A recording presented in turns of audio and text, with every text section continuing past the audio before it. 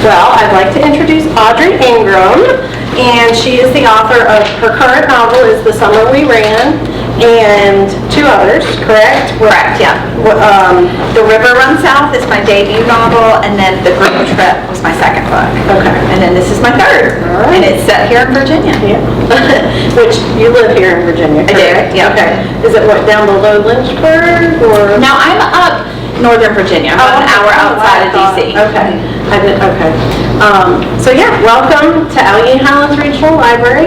We're so excited to have you. We wish we had a little better turnout for you, but everybody's busy, and so we're just going to enjoy. That's right. We're just going to enjoy this for ourselves. So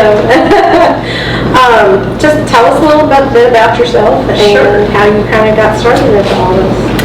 So I'm coming to an author as a second career. I started off practicing law, and that was what I kind of always thought I would do. I grew up in Alabama and went to college in Vermont and then settled in Washington, D.C. That's where I went to law school, and that's where I started my legal career. And I really loved it, and it was great until I had kids. And then it was just a lot to manage. And in the pandemic, by that point in time, my husband and I had moved to Virginia. We were living, like I said, about an hour outside of Washington, D.C., but I would still commute into D.C.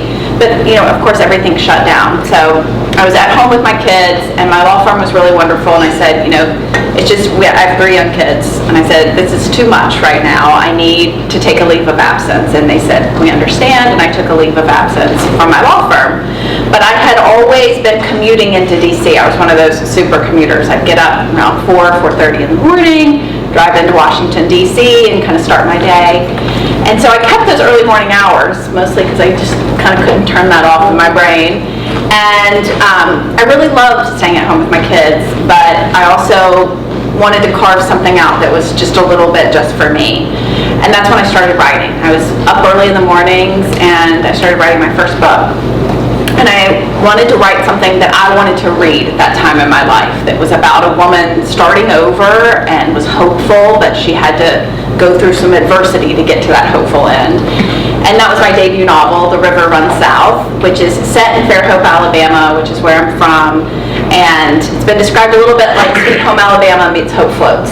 So that was my debut novel. And after I finished writing that, I kind of wasn't sure what would happen. And I tried to get a literary agent, and I got a literary agent, and she loved the book, and we sold the book very quickly, and I got a publishing deal.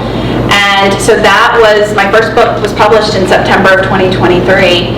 And then my second novel, The Group Trip, which is about a group of 6 friends who meet in college and are really inseparable over that next decade of their lives as they're kind of emerging into adulthood, until they have a falling out within the friend group. There is a breakup in the group, and it fractures everyone. And they decide to come back together for 1 week, one last vacation, to see if there's a future for their friendship. So it's told over that 1 week in the present when they're in Florida on vacation, and the last 10 years of their friendship and what led up to all of these fractures within the group. So that book came out in August of 2024, not even a year ago. And then this is my third novel, The Summer We Ran, which is over there. And it is about first loves turned political rivals. And it is set here in Virginia. It's great. And it follows, I'll tell you guys a little bit about it. So it follows Tess and Grant, who meet as teenagers. And despite their very different backgrounds, they fall deeply in love over one hot summer romance. But at the end of that summer, they have heartbreak on both sides and don't think that they will ever see each other again. But 25 years later, they're both running for governor of Virginia. And it's told in 2 timelines. The summer of 1996, when they meet and fall in love at this very kind of opulent Virginia estate that's kind of set in like the Middleburg, Upperville area of Virginia. And then the summer of 2021, when they are both on the campaign trail trying to keep this past from destroying their futures. And as I said, it was a wonderful drive down from my home in Northern Virginia down here today, because a few years back when I first started working on this book, my family and I, we took a vacation to the homestead, and I just fell in love with this area, and I thought, the more I was driving around this state, my kind of adopted home, I thought, I have to set a book here in Virginia, and this book is going to be my love note to the state. And so there are so many scenes set in this area. This is where the main character, Tess, grows up. Her mother works at the homestead, and she lives here with her grandparents.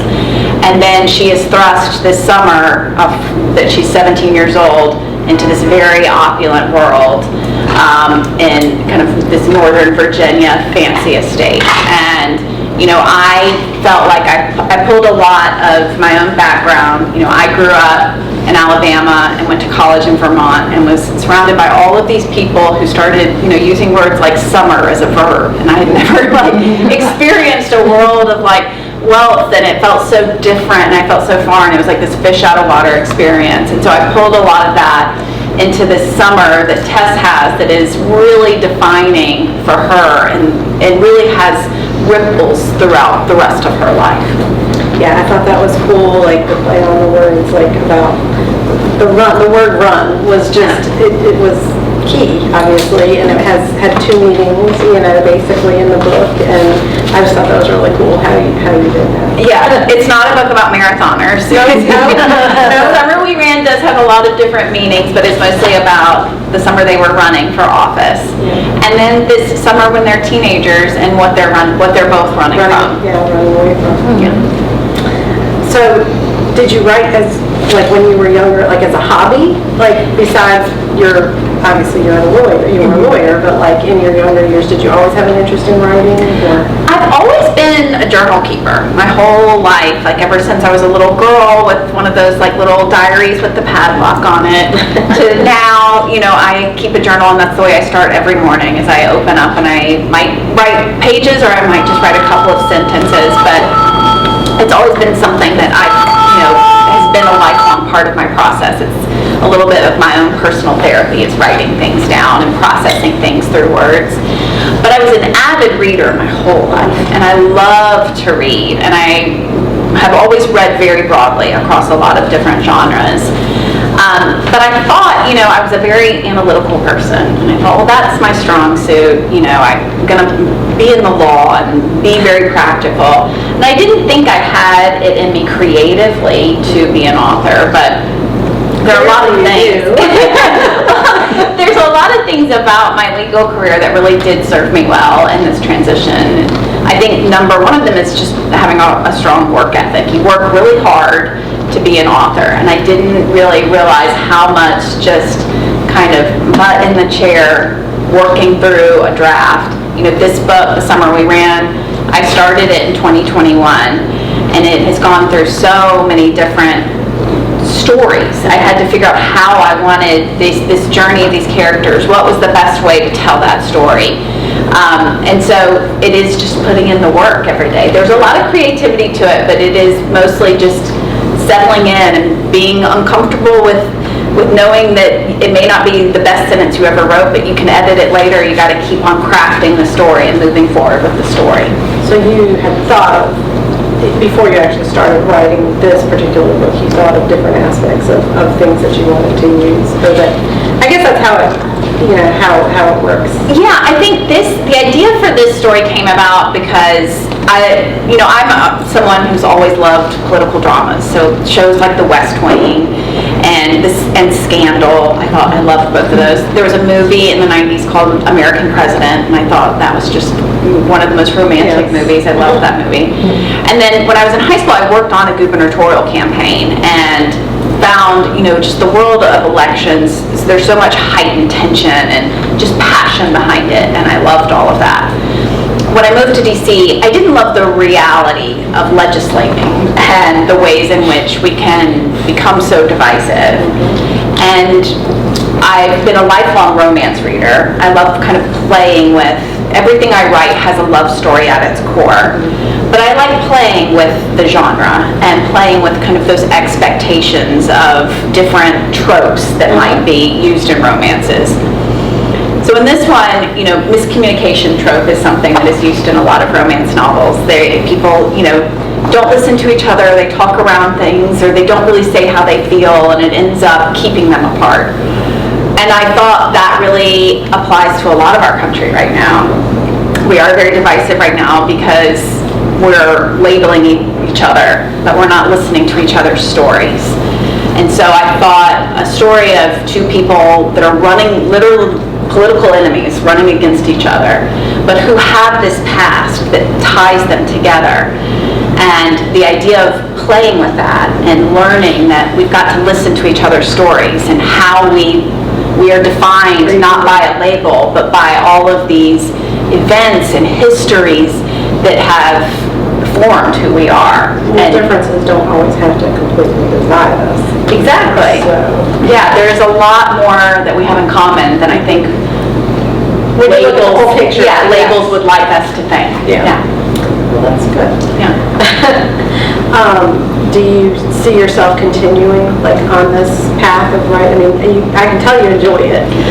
Yeah, I love it. I feel like I was a pretty good lawyer, but I didn't know how good the law was back to me. It's a demanding job, and it kept me away from my kids. This, I get to be there after school and listen to them talk about their day, and I get to be there in the morning when they're waking up, and I was traveling a lot in my legal career. But then I have these time in the middle of the day where I get to create and invent stories and craft them. It's very, very rewarding. So I hope so. That's the goal, is to keep writing. Yeah, well, you've had great success. I would say from just the first 3 novels, you've really seemed to have grown and are finding really a good group. So, I mean, that's pretty quick. Yeah, to have gotten, those out and have success with them. So it has been quick. It's been a whirlwind. But I think one thing I enjoy about writing is that my hope is that my next book is always better than my last. I can always keep challenging myself and pushing myself and growing as a writer. And that, to me, when I'm looking towards this next chapter of my life, the next kind of 20 or so years of working, the idea that I can keep challenging myself and grow as an author is really exciting.